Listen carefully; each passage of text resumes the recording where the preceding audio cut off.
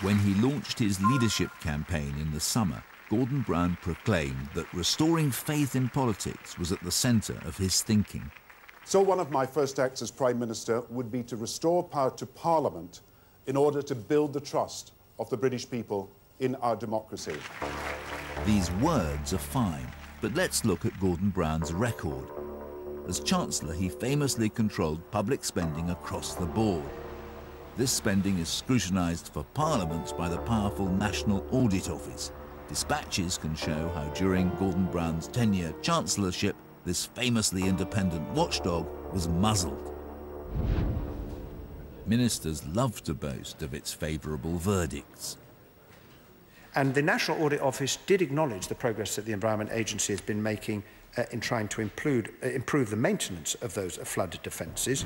The National Audit Office assessed all regional development agencies as either performing well or strongly. And indeed, the National Audit Office review of out-of-hours services found that they were broadly on track and improving. Glowing reports from the NAO are not necessarily what they seem.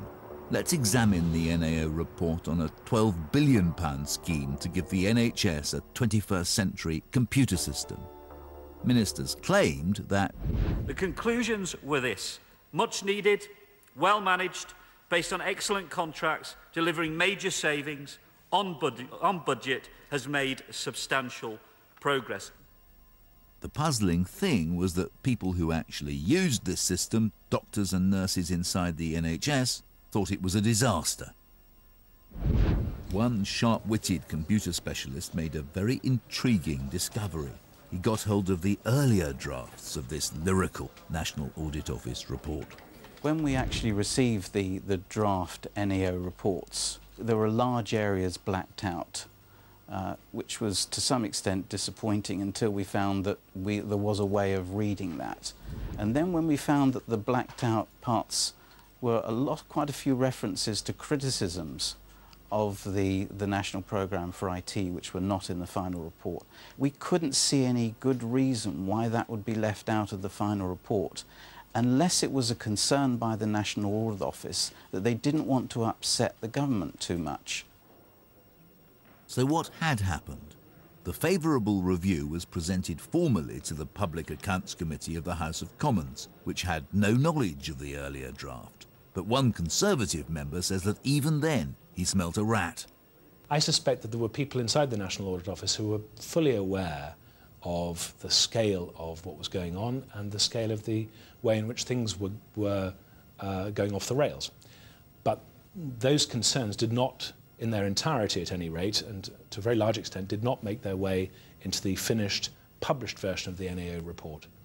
And I think part of that was the way in which the clearance process by which the final text is cleared with the government department concerned took much longer than normal. This so-called clearance process is very murky. Dispatches has learnt in secret meetings with former NAO auditors that it is not a simple fact-checking process with the appropriate government department. In reality, it's a negotiation over the report's conclusions. Even worse, our informants told us how government departments use clever delaying tactics and bully NAO staff to ensure positive reports. How can you tell in other cases whether the clearance process, so-called, has led to a dilution of the NAO report? You mean, could there be other occasions when NAO reports are softened in a way that we don't necessarily get to hear about? That could happen. In the case of the NHS IT programme, it was very obvious because there were lots of people in NHS IT who were prepared to talk, at least off the record, to me and others. And if you followed it, it was very clear what was going on.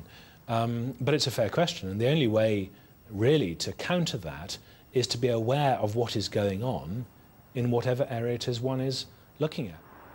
The NAO told dispatches that it's independent of government and its work is professional and robust. And they say they did raise concerns about the NHS IT programme to Parliament and are now working on a second report.